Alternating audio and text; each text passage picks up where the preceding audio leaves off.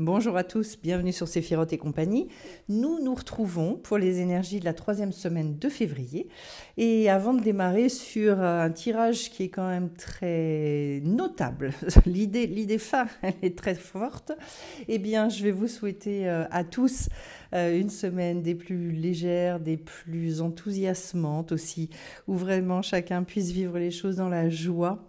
Avec une grande respiration, une bouffée d'oxygène extraordinaire, puisqu'il est bien question de ça. J'ai énormément de cartes d'air, comme vous allez le voir.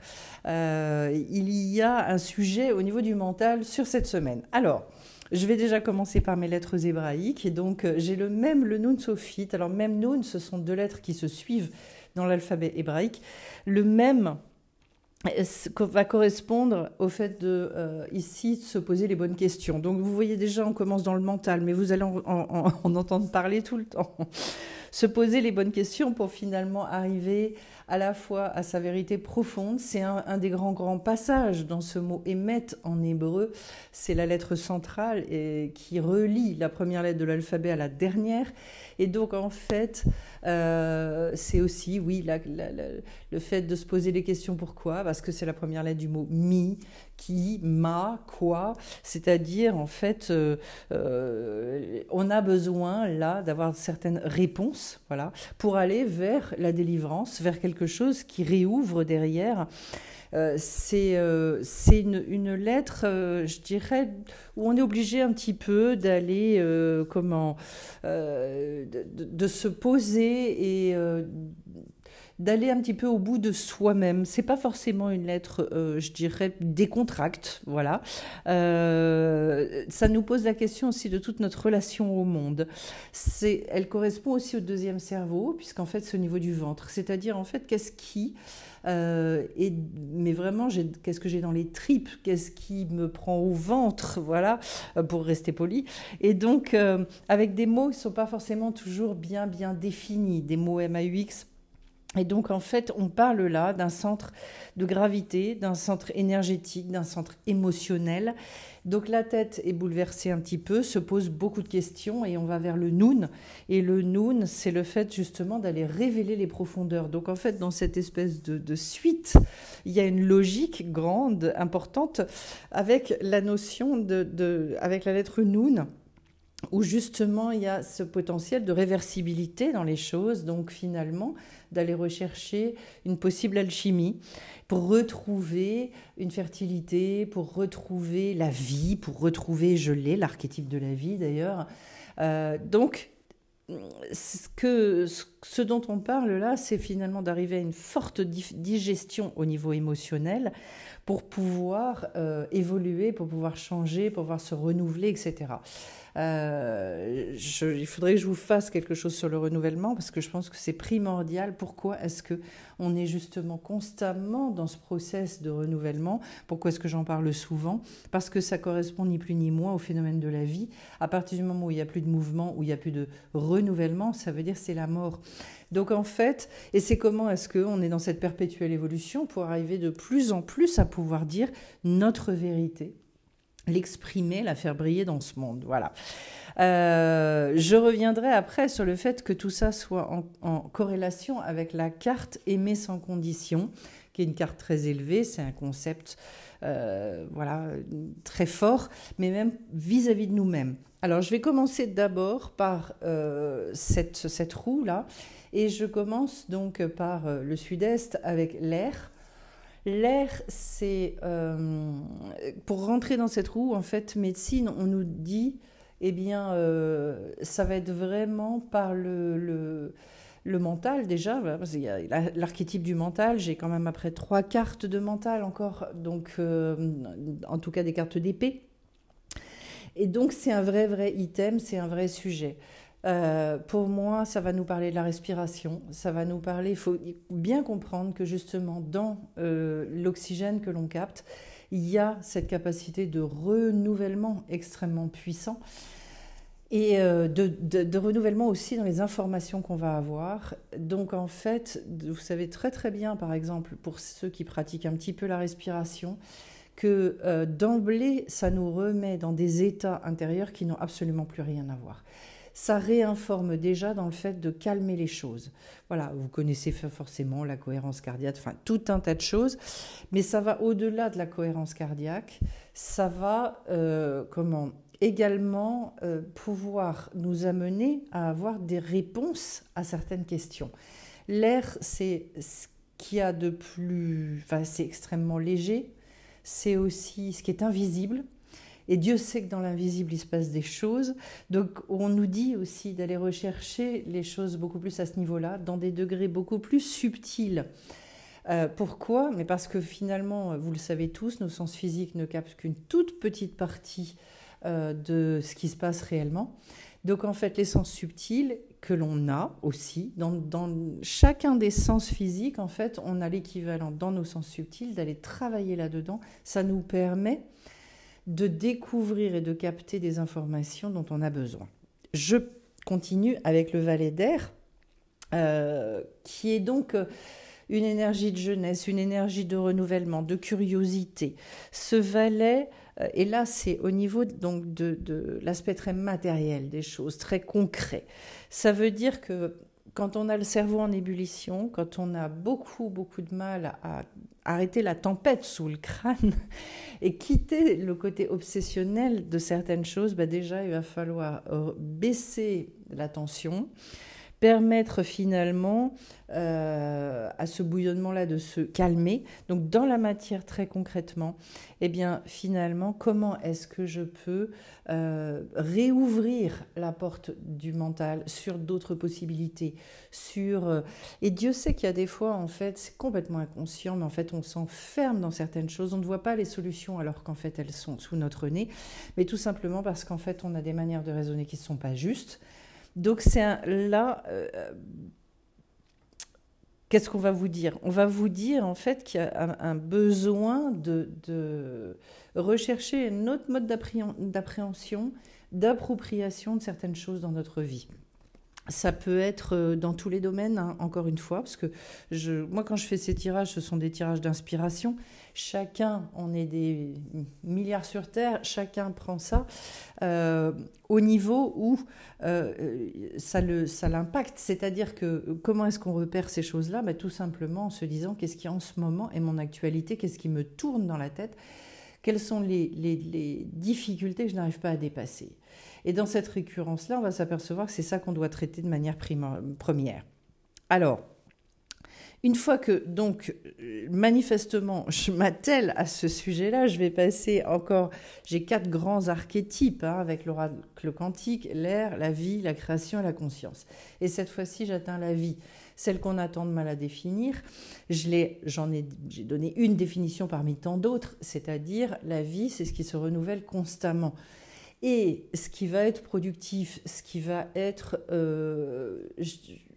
va permettre l'expression de soi-même, ce qui va faire, c'est quoi être en vie ? C'est finalement par rapport à tout ce que je reçois, par rapport à toutes ces énergies dont je suis porteur, tous ces dons, ces compétences, comment est-ce que moi je vais pouvoir transformer ça et l'exprimer dans ce monde ?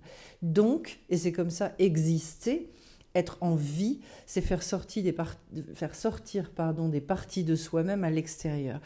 Donc, voilà, toute la réflexion, elle doit être orientée dans ce sens-là, dans le sens de la vie. Donc, ça veut dire aussi des questions qui sont très, très concrètes. Comment est-ce que moi, je peux amener, finalement, cette expression de moi-même ? Comment est-ce que je peux vraiment faire en sorte de me sentir en vie dans certains domaines, que ce soit en amour, que ce soit dans mon travail, que ce soit dans des projets que je veux mettre en œuvre. Voilà, l'idée, c'est de se reconnecter aussi beaucoup à cette énergie primordiale. Voilà, et ça nécessiterait des développements, mais je ne peux pas. Au niveau émotionnel maintenant, du coup, comment est-ce que j'en arrive là ? Mais alors là, il y a forcément un vrai sujet pour ceux à qui ça va parler, parce que c'est la seule arcane majeure que j'ai dans le jeu, mais c'est surtout que c'est pas n'importe laquelle, c'est la plus puissante, la plus élevée, celle qui nous mène finalement à une forme d'aboutissement, d'apothéose. Et on voit là, c'est redonner pour moi ces lettres de noblesse, mais à des niveaux extrêmement élevés à vos émotions. Les émotions sont pourvoyeuses d'énormément d'informations. que ce soit dans le bien comme dans le moins bien d'ailleurs, hein, comme dans le mauvais. Pourquoi? Dans le bien, ça veut dire qu'elles me disent fonce, vas-y. Quand je suis heureuse de quelque chose, quand je suis dans la joie, quand je me lève le matin avec la niaque, quand j'ai de l'énergie, ça veut dire que vraiment, oui, je suis à ma place. A contrario, là où ça va pas, eh bien, comment faut aller regarder. Donc en fait, c'est un traitement de toutes ces émotions-là et de les accueillir, de les prendre à bras le corps, de les embrasser pour finalement réussir à ne plus vivre ni rancœur, ni ressentiment, ni regret, ni rien, rien, rien. Pour moi, ce qu'on nous dit, c'est là, il y a besoin de se responsabiliser à des à des grands niveaux en ce qui concerne donc l'aspect émotionnel. Et c'est pour ça que maintenant, je vais pouvoir revenir sur la carte aimer sans condition et déjà se l'attribuer à soi. Pourquoi c'est si compliqué? Mais parce que la plupart du temps, on veut se conformer à une image qu'on a de nous-mêmes. On n'a pas envie de se décevoir. Comme on n'a pas envie d'être déçu par les autres de la même manière, eh bien s'aimer sans condition, c'est aussi aimer les parties de nous-mêmes qu'on aime beaucoup moins. Alors que ces parties-là sont les parties les plus puissantes pour nous apprendre comment progresser et comment avancer. Donc à chaque fois qu'on ferme la porte à ça, à chaque fois qu'on essaye de se masquer cette chose-là, et Dieu sait que c'est pervers parce que malgré toute l'honnêteté qu'on voudrait avoir vis-à-vis de nous-mêmes, ben, il y a des fois c'est beaucoup plus compliqué qu'il n'y paraît. Voilà, donc de regarder les choses avec une... Pourquoi d'ailleurs? Pourquoi? Pourquoi? Parce que ça nous rend malheureux. Parce qu'en fait, on n'a pas envie d'être comme ça. Mais alors comprenez une chose, c'est que si vous n'avez pas envie d'être comme ça, eh ben c'est que justement, c'est pas véritablement vous-même. Donc dites-vous, ma vraie conscience, et on l'a la carte de la conscience, la personne que moi je voudrais être, c'est pas ça. Donc, je cherche les solutions. Donc, ça veut dire que les solutions, elles existent. Et m'aimer sans condition, ça veut dire qu'il faut que je prenne en considération toutes les parties de mon être et que je les regarde avec énormément de détachement et de recul. Le seul moyen pour arriver à la carte du monde dans notre espace émotionnel, c'est de travailler sur le détachement et de savoir et d'avoir la même objectivité vis-à-vis de soi-même qu'on peut avoir vis-à-vis des autres. Pourquoi est-ce que c'est tellement plus facile de voir chez les autres que de voir chez nous? Ben, tout simplement parce qu'en fait, on n'a pas ce même recul, on n'a pas cette distance, on est trop proche de nous-mêmes. Donc il y a des fois, il faut apprendre un petit peu à « Ouh, allez hop, je prends du recul ». Ah ok, d'accord, j'ai tel souci, j'ai telle problématique, je ressens de la jalousie, je ressens ceci. C'est pas grave. Ce qui est vraiment très embêtant, c'est de rester dedans. Donc autant aller le regarder et essayer de traiter. Voilà, bah, c'est un petit peu ce qu'on nous demande ici. Il y a manifestement le gros item, c'est ça. Pour arriver à quoi? Et c'est le potentiel qu'on vous donne avec la carte du monde, pour réussir à profiter vraiment pleinement du mouvement de la vie, pour savoir que finalement beaucoup de choses nous sont accessibles et notamment une expression totalement authentique de soi-même. Parce que c'est vraiment ça la carte du monde, c'est qu'à un moment donné, j'arrive à trouver ma juste place. J'ai une connaissance et j'ai une sagesse absolument extraordinaire. Voilà. Ensuite, je passe à la carte de la création. La carte de la création, ben, oui, quand on en arrive là, ça veut dire qu'en fait, toute cette richesse du monde émotionnel, elle va m'amener à vouloir remettre des choses en œuvre. Elle va me rebooster sur ma manière de vivre les choses. Le renouvellement, c'est pas seulement je déménage, je change de boulot, voilà. Non, c'est pas ça. Ça, ce sont des périodes très spécifiques de notre vie où on est sur des tournants et où on a voilà, vraiment je dirais, une orientation incroyable qui se produit. La seule chose, c'est que et c'est ça le plus difficile, c'est de rester créatif au quotidien par rapport à des choses justement on a l'habitude de faire. Et l'habitude, c'est terrible parce que l'habitude, le fait de rentrer dans les habitudes, ça nous coupe de ce côté créatif. Alors que la vie, elle est extrêmement créative. Donc finalement, je peux refaire, on va dire les mêmes actes, mais je vais les faire différemment. Je vais y mettre une autre intention dedans. Je vais découvrir les choses différemment. Voilà, pour arriver au roi d'air. Cette fois-ci, on est au niveau du mental. Et ce roi d'air, justement, c'est celui qui, d'abord, abolit ses peurs. Bon, pour moi, là, je vais vraiment passer par ça, parce que je pense que c'est très important. C'est la force des idées nouvelles. Et c'est pour ça qu'il a aboli ses peurs au niveau du mental. Il est capable d'aller raisonner complètement différemment. Donc, en fait, comment on comprend où on en est, on comprend ce qu'on a, on comprend ce qui nous manque, on comprend nos carences. Et puis, je dirais aussi que le roi d'air, du coup, il peut y avoir un côté très, très révolutionnaire, justement, qui peut créer un état d'être. Parce que là, je dis le mental, mais le mental aussi, je dirais, dans sa dimension haute, dans la dimension Rochma, dans la dimension sagesse, eh bien, en fait, ça passe aussi par tout l'aspect révélation. Donc je peux avoir des révélations extrêmement puissantes et de toute façon, les changements qu'on induit dans nos vies passent tous par des révélations qui après vont être travaillées, on va voir comment mettre en œuvre, etc. Il peut y avoir aussi cet aspect-là pour redonner une espèce de force, une espèce de verticalité extrêmement importante. Et d'ailleurs, on en arrive à la carte de la conscience, donc pour basculer vers le côté, l'aspect plus spirituel, donc la construction véritablement de notre être intérieur avec toutes ses valeurs, etc. Eh bien oui, il y a une élévation de conscience, il y a des prises de conscience qui doivent se faire. La conscience, c'est cette partie de nous qui, je dirais, qui est en éveil, qui est en recherche, qui capte des choses, qui nous permet petit à petit finalement de développer notre être et de lui faire vivre les choses complètement différemment. Donc travailler sur sa conscience, la faire évoluer sans cesse, c'est pour ça qu'on a besoin de l'échange avec l'autre, on a besoin de l'étude, on a besoin de plein de choses, parce que sinon la conscience elle se meurt, on ne se sent pas nourri. La conscience en fait c'est une espèce d'entité en nous qui a une soif, donc qui repère en fait les carences, etc., et qui dit au secours, mais moi j'ai envie d'éveil, j'ai envie d'aller plus loin. Voilà.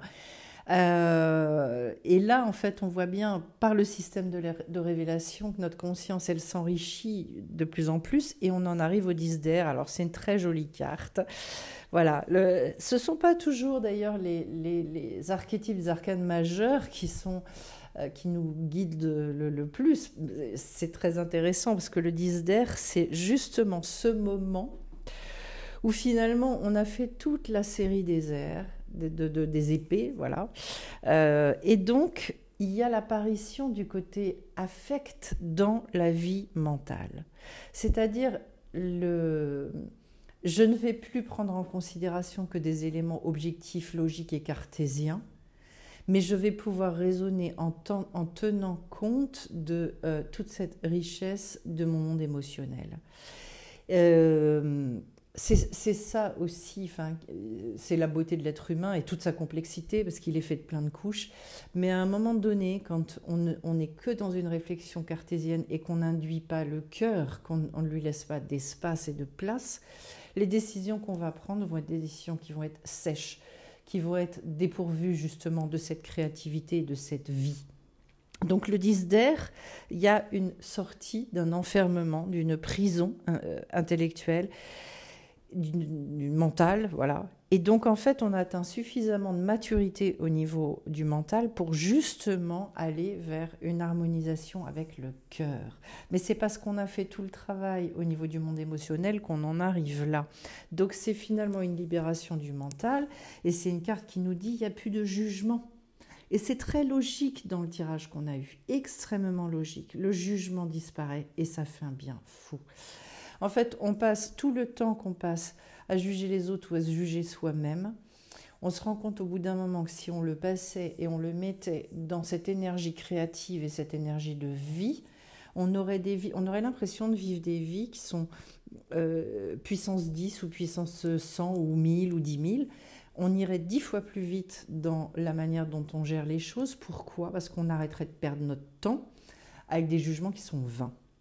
Jugement, j'entends dans le jugement, vous savez, négatif, moral. Bien sûr qu'on doit juger les choses, mais juger avec un esprit positif, avec un esprit créatif, constructif, pas du tout dans le fait de sabrer et d'aller porter voilà, des jugements qui détruisent justement, parce que ça ne sert à rien. Ce qu'il y a d'intéressant, c'est qu'on va retrouver cette idée-là avec le 7 d'eau. Donc, au cœur du tirage, eh bien, je vais, cette fois-ci, ça y est, arriver à exprimer donc, le côté émotionnel, puisque l'eau, ça va correspondre aux coupes dans le tarot. Et le 7, c'est ce moment où, justement, l'amour rentre en action totale dans ce monde. C'est le côté généreux, c'est la découverte du pouvoir de la bonté. Et Dieu sait qu'en fait, voilà, c'est très intéressant parce que plus on apprend à être bon avec les autres, mais bon, ça ne veut pas dire faire n'importe quoi et tout accepter. Hein. Je mets un petit bémol tout de suite parce que la bonté, c'est un drame, la manière dont on nous a enseigné d'être bon dans ce monde. On pense qu'être bon, c'est accepter qu'on nous manque de respect, etc. Ça n'a rien à voir avec ça. C'est un concept beaucoup plus complexe que ça. En tout cas, et d'ailleurs, tiens, j'en profite pour le dire, pour ceux que ça intéresse, il y a un enseignement ce samedi matin à 10h30, si vous voulez nous y rejoindre, un enseignement d'une paracha, justement là-dessus, sur la bonté, la rigueur, la dureté, etc. Voilà, et on va aller assez loin dans les développements. Si ça vous intéresse, vous pouvez vous inscrire aux enseignements du samedi matin. En tout cas, ce 7 d'eau, c'est justement ce qui nous relie à l'amour universel, mais je dirais de manière très concrète dans notre gestion du quotidien et notamment vis-à-vis de nous-mêmes, parce qu'il y a juste un moment où c'est très difficile d'accorder à l'autre ce qu'on ne s'accorde pas à soi-même. Alors plus on va s'efforcer de le donner à l'autre, et plus petit à petit on va se dire mais pourquoi je ne me le donnerais pas à moi ? Et inversement, plus on va apprendre à se le donner à soi, plus petit à petit, on va être capable de regarder l'autre avec un regard d'amour, de tendresse extraordinaire. C'est vraiment cette carte du 7 d'eau qui est là, où j'arrive à me réjouir de l'existence de l'autre, à me réjouir et avoir un réel plaisir à donner, mais donner, vraiment. Voilà. Alors, je vais juste finir ce tirage avec quelques cartes de l'oracle Origine que j'aime beaucoup, qui est très doux, très tendre pour moi, puis vraiment les illustrations sont magnifiques. J'ai la carte de l'intuition. Bon, on avait tellement de cartes d'air et je vous ai parlé d'aller travailler au niveau de la révélation, tout ça. Je pense que ça, oui, c'est très important. La sagesse, voilà. L'intuition, la sagesse. Donc vous voyez que c'est tout en douceur. Hein. On n'est pas dans un mental surpuissant là, du tout. Donc on le repère assez vite d'ailleurs dans notre manière de fonctionner. Repérer comment est-ce que...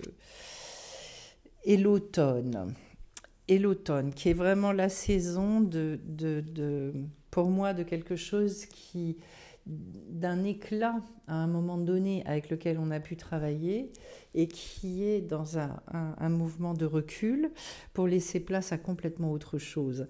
C'est comme si on nous disait là, sur ces 3 cartes-là, renouveler cette sagesse, renouveler cette intuition pour comment... Il y a des fois d'ailleurs, en ayant cette carte de l'automne, je me rends compte... on a besoin de faire le deuil de certaines choses auxquelles on a cru, de certains modes de fonctionnement. Oui, j'ai cru, oui, je me suis, à quelque niveau que ce soit, un peu maltraitée sur certains plans, etc., etc. Eh bien là, peut-être j'ai besoin vraiment conscience de décider de ne plus me traiter de cette manière-là ou de ne plus traiter les autres de cette manière-là pour renouveler cette sagesse, pour avoir une intuition. De toute façon, on sait quand est-ce que c'est très porteur, l'intuition. Elle est porteuse à partir du moment où vous sentez que ça fait vibrer en vous quelque chose de magique, j'allais dire magiquement vivant. C'est-à-dire, ça vous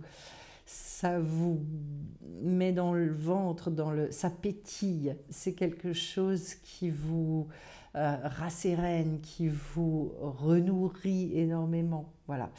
C'est à ce niveau-là. Le renouvellement, il est à ce niveau-là. Waouh! C'est-à-dire, à un moment donné, oui, il y a envie de crier ce waouh là. Ah, qu'est-ce que ça fait du bien. Bon, c'est, pour résumer, une semaine qui est quand même une semaine, je dirais, qui va nécessiter de se poser un petit peu, soit avec soi. Euh, mais ça passe aussi beaucoup, je pense, par le corps, par le fait de se dire, allez, j'abaisse la tension que j'ai, je vais aller regarder du côté de mes émotions pour vraiment arriver à créer, à déclencher, en tout cas parce que c'est pas moi qui fait l'alchimie, mais à déclencher une alchimie en moi et qui va faire que je vais me sentir vraiment, avec le 7 d'eau qui est au milieu, c'est une très belle carte, je vais me sentir dans cette ouverture du cœur extraordinaire vis-à-vis du monde. Voilà. Et même de mon monde à moi. Alors, je spécifie dimanche matin, pour ceux qui le souhaitent, il y a donc une rencontre offerte. Vous m'envoyez un mail et on échange, on pose des questions. C'est vraiment voilà, dans une ambiance très décontractée, super sympa. C'est à 10h. Donc, si vous souhaitez participer, envoyez-moi un mail. C'est vraiment l'occasion de partager. C'est vraiment l'occasion de débloquer des choses. N'hésitez pas. Voilà, je suis là pour vous pendant 1 heure, 1 heure et demie, il n'y a aucun souci. Ensuite, donc le samedi matin, comme d'habitude, soins énergétiques à 9h30, à 10h30, enseignement.